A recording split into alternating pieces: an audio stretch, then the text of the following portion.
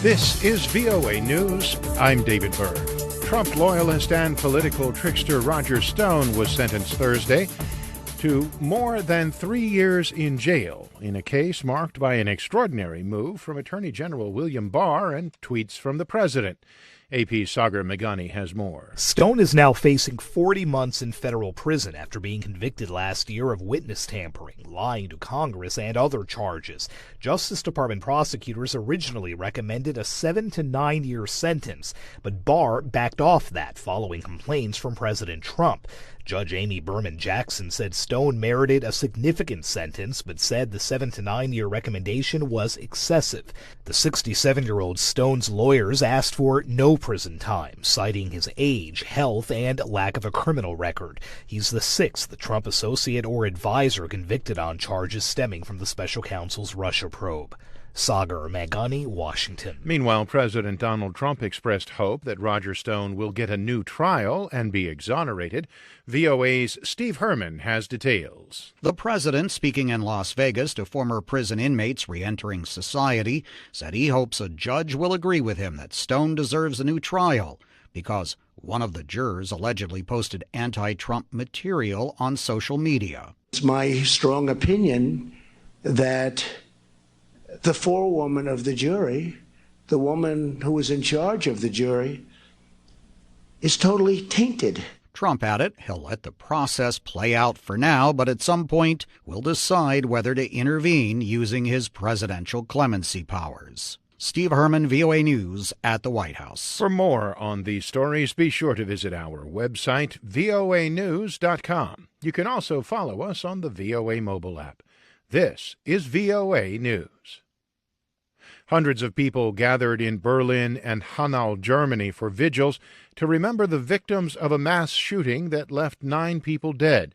German President Frank-Walter Steinmeier told those gathered in Hanau, the site of the killings, that the attack has left Germans speechless, sad, and angry. Das macht uns traurig. He said, "What has happened is what we all feared deeply, which is to lose loved one." In Berlin, mourners gathered and lighted candles at the Brandenburg Gate.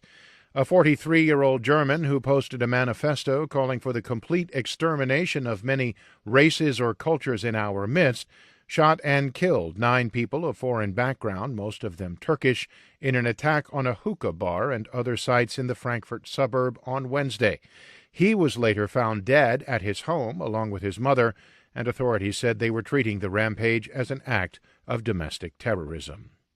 The United Nations is very alarmed about the safety and protection of civilians in Idlib and its surrounding areas in Syria. Stéphane Dujarric is a spokesman for the UN Secretary General. We remain very alarmed about the safety and protection of over 3 million civilians in Idlib and its surrounding areas in the northwestern part of Syria, as reports of airstrikes and shelling continue to take a heavy toll on the civilian population. According to the UN, hostilities are now approaching densely populated areas such as Idlib City and Bab al-Hawa border crossing, which has among the highest concentration of displaced civilians in northwest Syria and also serves as a humanitarian lifeline. Dujarric said a massive cross-border operation in the northwest of the country is underway to assist civilians as needs are growing. The United States on Thursday slapped sanctions on 5 Iranian officials in charge of vetting candidates for the Islamic Republic's parliamentary elections Friday. The Treasury Department said in a statement it imposed the sanctions on the members of Iran's Guardian Council and its Election Supervision Committee over their role in disqualifying several thousand candidates, including sitting members of parliament.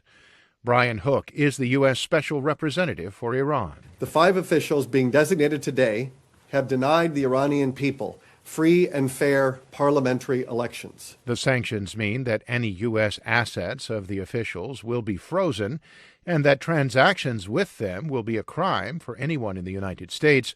Friday's vote is seen largely as a popularity contest for the ruling clerics at a time when tensions between Washington and Tehran have been high. For more, visit voanews.com. I'm David Byrd, VOA News.